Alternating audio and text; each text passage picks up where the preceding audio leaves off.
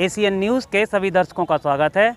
मैं हूं गणेश अग्रवाल और आप देख रहे हैं दमोह जिले की खबरें। दमोह बस स्टैंड पर नरसिंहपुर से आए एक यात्री के साथ पुलिस बनकर ठगी किए जाने का मामला कोतवाली पुलिस ने दर्ज किया है।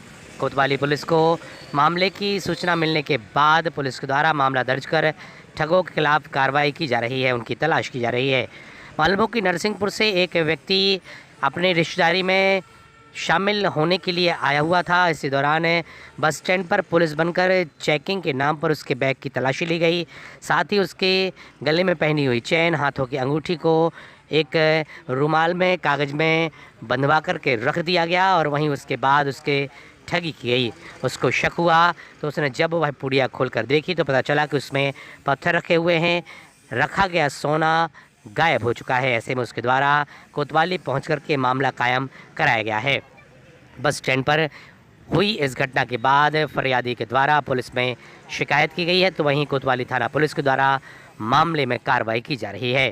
Bureau report, ACN news. वास्तव में एक लूट की घटना न होकर ही एक प्रकार की धोखाधड़ी की घटना थी।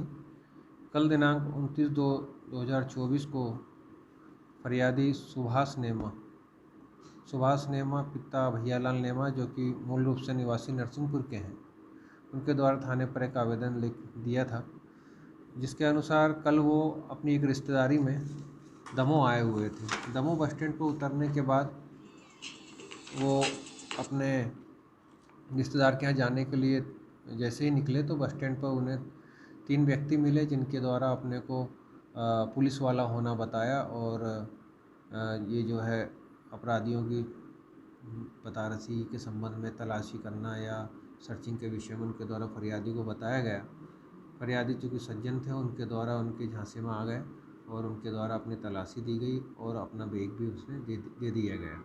इसी बीच आरोपियों के द्वारा यह बताया गया कि आपने जो गोल्ड पहना है, जिनमें उनके गले में एक सोने की चेन और हाथ में 2 सोने की अंगूठी थी, वो आप अपना सामान निकाल के अपने जेब में रख लीजिए ताकि हम तलाशी ले लें।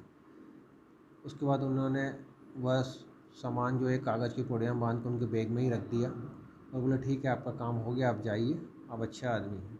जब व्यक्ति आगे जाकर होटल पर भोजन करने के लिए रुका तो जब उसने अपना सामान चेक किया तो वो कागज़ जिसमें उसको संभावना थी कि इसमें उसकी ज्वेलरी रखी है, उसमें ज्वेलरी की जगह उसमें पत्थर रखे हुए थे। इस प्रकार उन तीनों आरोपियों के द्वारा उस समय ज्वेलरी से पत्थर को बदल कर उनके साथ फरियादी के साथ ठगी करी है। फरियादी के इसी आवेदन और रिपोर्ट के आधार पर थाना पर अज्ञात आरोपियों के विरुद्ध अंतर्गत धारा 420-34 आईपीसी के अंतर्गत अपराध पंजीबद्ध किया गया है और उन अज्ञात आरोपियों की तलाश पतारसी की जा रही है।